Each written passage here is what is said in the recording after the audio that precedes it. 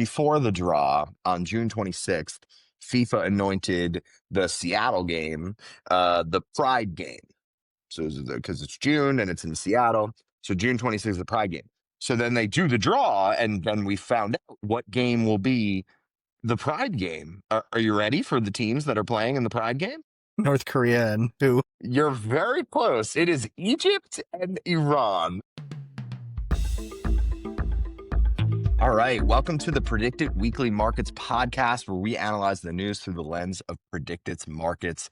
I'm your co-host, Jacob Studwell, with the prediction market connoisseur, Garth. Definitely watch us on YouTube, youtube.com/predictedofficial, and then wherever you find your podcasts, Apple Podcasts, Spotify. If you like it, please rate us as well. We really appreciate it. I definitely want to get kicked off with Nostradamus. Predicted resurrected Nostradamus last week, and we want to do some Nostradamus conversation. Garth, any relationship with Nostradamus? Any relationship? No, but I wish. That'd be great. Though he did die not a great death, so I don't know if that is something I would like to be attached to. Yeah, I'm not pro the way he died, for sure. No, in honor of Nostradamus's resurrection, I do want to discuss both history and the past. I want to throw out the question: what's one thing in history that you think you could have predicted? Okay, Which the is one thing. Okay, hindsight. I'll keep it simple, keep it mainstream. The electric car. Yeah. You could have been like, we're gonna invent This is gonna go mass. I mean, it started in the 1830s. Battery tech got better. 1850s. It even has a political twist here. President William McKinley, before he died, he was assassinated, but before he died, he was taking on an electric ambulance to the hospital, which is kind of interesting. And then 1901, I think it is. What's his name? His vice president, Theodore Roosevelt, also rode in an electric car for the very first time, 1902. And he's kind of a claim to fame there. But obviously, combustion engine came in and affordability issues. So yeah, electric vehicle kind of disappeared. But I think it becoming mass produced, I could see that. Yeah. No, that's actually a good call. I like that because it's a reversal of, we invented this, then we invented something better, but the old one might come back into fashion. I think of that stuff like I don't know, vinyl. Vinyl's so big these days. It is. It came before, but it might outlast it won't outlast the digital. But for mine, I think that I probably could have predicted that no bombs would be dropped during the Cold War. Just based on human evolution. I don't think anybody wants to necessarily end everything they know and love with the press of a button. It's more of a self-preservation thing. Yes, mutually assured destruction, yada yada. I don't think there would have been any bombs dropped the whole time. Again, great hindsight there, but I think everyone's kind of overblowing the whole Cuban Missile Crisis. There's a lot of stuff going on where it's all right, they were just moving stuff. They weren't about to press the button. They were just moving the bombs. Let's see around. how many we can stockpile. Yeah, all right, it's a counting game. Okay, that's all they were doing. They were just counting. They weren't doing anything else. All right, perfect. So we did history. Now, what is your moonshot and Nostradamus prediction for 2026? Before you give it, I do want to provide some of Nostradamus's predictions for this coming year, and these are just in his words. It is: the great man will be struck down in a day by a thunderbolt. Okay, so we have a lightning strike on a great man. Then we have, I'll skip the overflow with blood one. Then we have the great swarm of bees will arise by night, the ambush. Very poetic. And then we have the last one is: foists and galleys around 7 ships, a mortal war will be let loose. Not great. Not great for 2026. Do you have any predictions that will top those? Top them? Probably not. Would like to turn attention to the governor's races. I think in Minnesota and in South Carolina, some big names are going to potentially flame out. I think Tim Walz has got a $1 billion problem. And I think Nancy Mace, while having lots of name recognition, will also flame out in 2026. Wow. So more of a no name winning that Yeah. race, right? Yep. Wow. Okay, I love it. So my prediction is going to be AI will be a big issue in 2026, whether that's discussing data centers and energy policy. Probably not. I think it's more of the superhuman kill us all type of AI that will be an issue. And I think the Democrats will stake their position against it. I think it's pretty easy to go against, Elon Musk and the chainsaw. And if you see some of these other AI guys, they're not like that likable. No, no. Just saw like the Palantir guy at a New York Times event, and he was all over the place. I've seen and heard of a lot of the other ones. They're not relatable, to say the least. A few too many God complexes. Yeah, a few too many. A few too many. Yeah, I do have to watch that Frankenstein movie on Netflix. Now that you're talking about God complexes, this is a good reminder. We'll move on from Nostradamus over to some current events. Lots of news in Texas. Have Texas maps are now upheld by the Supreme Court, so that's about a 4.5, 5 district swing over to the Republicans for 2026. We have a Trump Texas endorsement both by a twin brother in the 21st, which is not surprising, but he also endorsed the straight and narrow Republican candidate in the 31st, as opposed to Valentina Gomez, who I'll just mention because she's a sideshow. But we also have on the other side of the Senate race there, Jasmine Crockett looks like she's about to announce her candidacy for Senate, as Colin Allred announced this morning that he's dropping out basically to pave the way who will win the 2026 Texas Democratic Senate nomination. James Tallarico actually seems to have taken all the money from Colin Allred. Jasmine Crockett pretty much stays stable at 44 cents. James Tallarico is at 47 cents. Lots of different issues there for you, Garth. Which one do you want to pick on? I think we should also mention that Utah is also opening up and asking for a special session to take a look at redistricting as well, and the one seat that was by the Utah Supreme Court given to the Democrats. Mhm. So I think that's interesting as well. I think there's some wind in the sails of the Republicans this morning. Well, not this morning, this week, after last week's ruling on Thursday from the Supreme Court in Washington, D.C. And yeah, I think there's the Jasmine Crockett stuff is interesting. Definitely. I think the Republicans in general just have wind in their sails now. The court has ruled, and, it's going to give them the opportunity to kind of step up and make it happen and deliver those 5 seats. I don't think it really matters which market. I think that the win at the court level is everything that they need. I think working on strategy, and there's a lot of time between now and the primary and a lot of time until the midterms for these individual races within Texas. I think that's going to sort itself out either way. Totally. And if you look at how many states will redistrict by March 31st, 2026, we're getting some clarity here, essentially sliding up the movement on the prices. We have 6 or 7 at 36 cents and 8 or 9 at 42 cents. We're seeing some buy as well on 10 or 11 at 15 cents. This really is one of the hardest markets to calculate, to price in, to move with. I would still probably stay away from this market. It's just there's too many moving parts here. I mean, it's a complicated one. I think if you're an expert trader, you might want to rely on those higher end sides. I think we're going to probably see this prisoner's dilemma end up in as many states as possible will redistrict, but I would stay on the sidelines for this one. Well, I mean, that, or if you want to buy the dips and buy the highs and buy the lows. I mean, you can see that in the top contract 8 or 9. I mean, in the last 7 days, it is down 11 cents, while 6 or 7 is up 7 cents. I mean, and then there was a big spike on Friday between the two. So, I mean, as each piece of news comes out, I think that the traders who are paying attention to the news cycle will have those opportunities to buy at the right moment and to make some money. It's, I think that's where this market is. I don't think this market is necessarily okay, I'm going to put some money in and hold. I mean, I think this is the one that requires quite a bit of attention. If you don't want to pay attention to the market or to the news cycle and the developments, like, Utah's special session being called on Sunday, then this is not a market for you. Yeah, absolutely.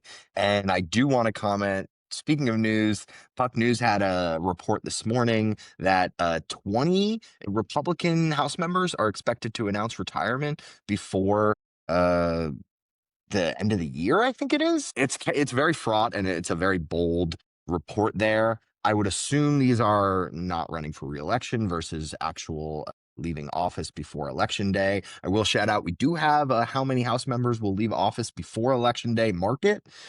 So if you want to go check that out, very early goings in that market. We obviously know, Marjorie Taylor Greene is one of these Congress people, but it's very interesting to see how many retirements and people trying to leave before the impending potential blue wave comes.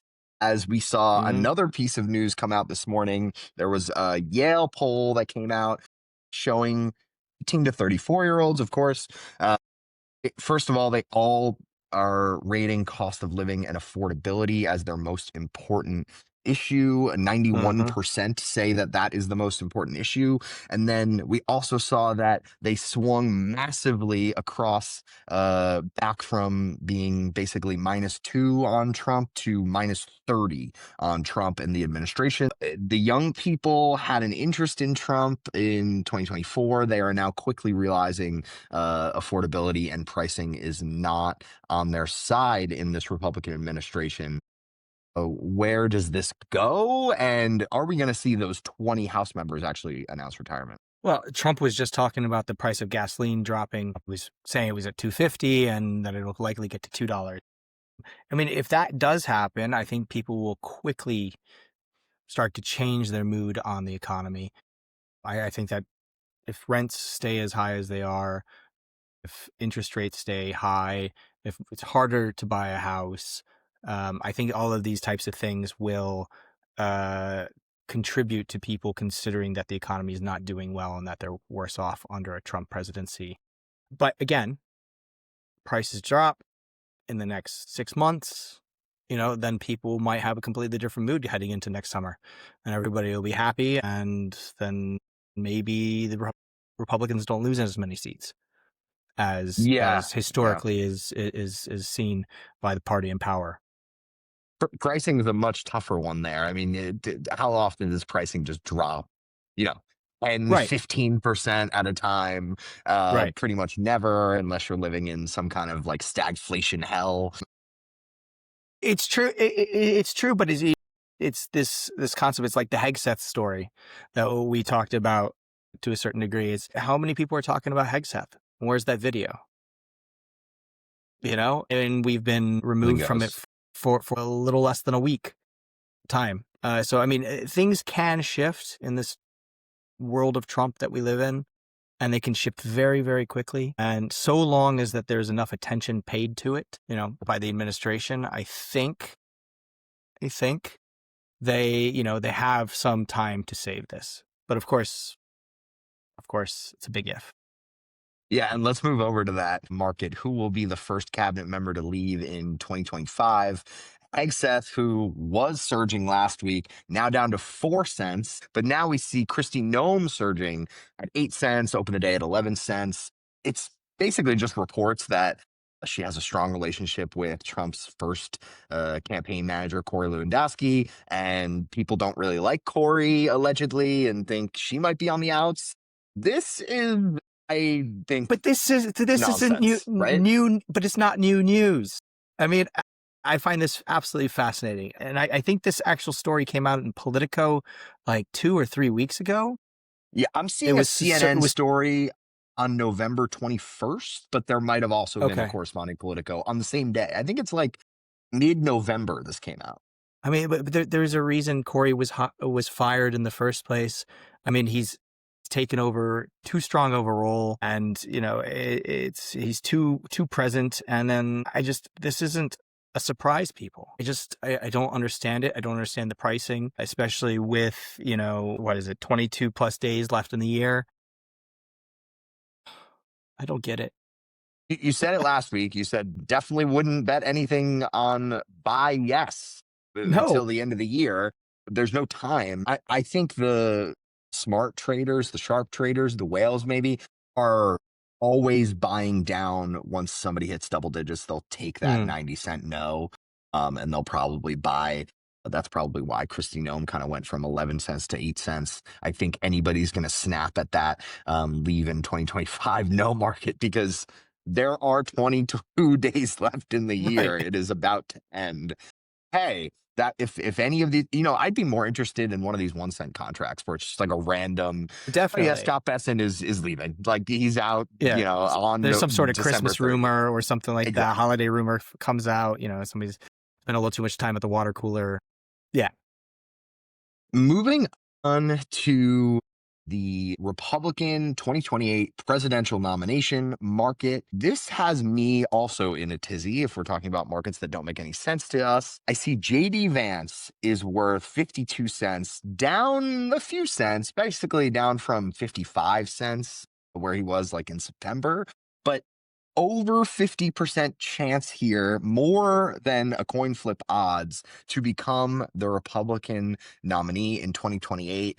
I have so many different angles to this as to why I would buy no at 49 cents. I do want to get into them. Garth, your initial thoughts on JD Vance at 52 cents? I mean, I will say this. Who else has such an obvious glide path to the nomination? Now, 52 cents? There's a lot of time to go. I mean, this is like forever in the political universe. Forever.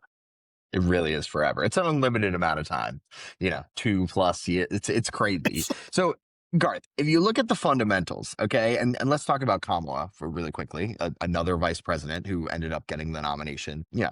Not necessarily organically, we might say, but did get the nomination, and she refused to basically create stark contrast between Kamala and Biden. Basically did not want to say, oh, that administration wasn't successful in tamping down inflation, did not want to say anything bad about the administration.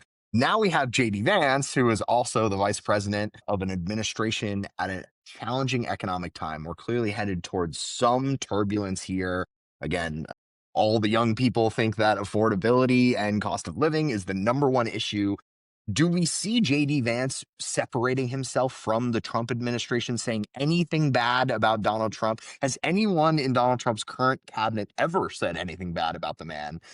Ironically, JD Vance is probably the only one because he had a prior career, said some, not so nice things, and has since right. explained himself. But I don't see him going back to that persona necessarily. So on the fundamental side, he's going to have the same challenges that Kamala had in 2024, right? I think they might even be worse. I mean, I think he, in many ways, is a distilled extra strength version of Trump without the waffle. I mean, he's MAGA, MAGA, MAGA to the core without any bendability. I mean, whether you look at how he approaches Europe or just kind of the things that he's said in the past, I don't see any of his sound bites or recent sound bites in his first year as vice president sitting there and putting any separation, if not making it just saying, I'm the heir apparent to this movement. Yeah.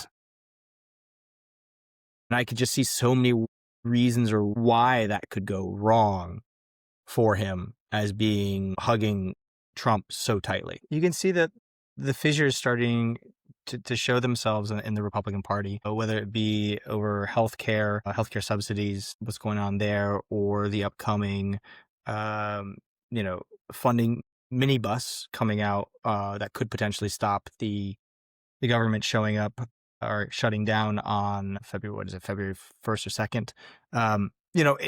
This is just like the core part of the party. And we're not even talking about the factions, as you've just mentioned. Again, it goes back to the time equation. There is just so much time between now and when this will be decided that there are so many variables here that it's impossible to say which one thing will a candidate like JD Vance or a Marco Rubio or Ron DeSantis or a Glenn Youngkin. I mean, or even a Brian Kemp. I mean, it's like there are so many things that could go wrong that it's not even, it's a little bit of a wild thought exercise. But that isn't to Completely agree.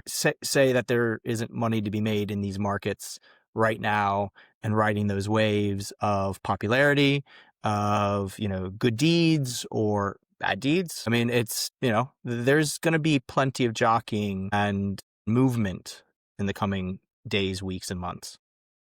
Great transition to what I wanted to tease, which was I had an insights column coming out this Friday, and I am going to pick one of these Republican presidential nominee candidates. I think one of them has the biggest potential to raise the most in price, get the most money out of the yes contract here. Might be a candidate that has won something in the past potentially, and might have a TC as their initials. Look out for that insights column. I definitely think a lot to dig into on the presidential nominee side of things as we start to look at the primary. I mean, it's crazy early, but always good time to look at these markets as early as possible. So that's everything I had for the crew today. Garth, anything else before we log out here? I find it slightly amazing. We also didn't mention MTG and her CBS 60 Minutes interview last night. Another great example. And I think on that note, we can say goodbye. Amazing. All right. Thanks everyone for listening, watching us on YouTube. I appreciate any of the 5-star reviews you can give us, but that's been the Predicted Weekly Markets podcast. I'm your host, Jacob Studwell. I'm here with Garth Yuckham. Thanks, Garth. Thanks for having me.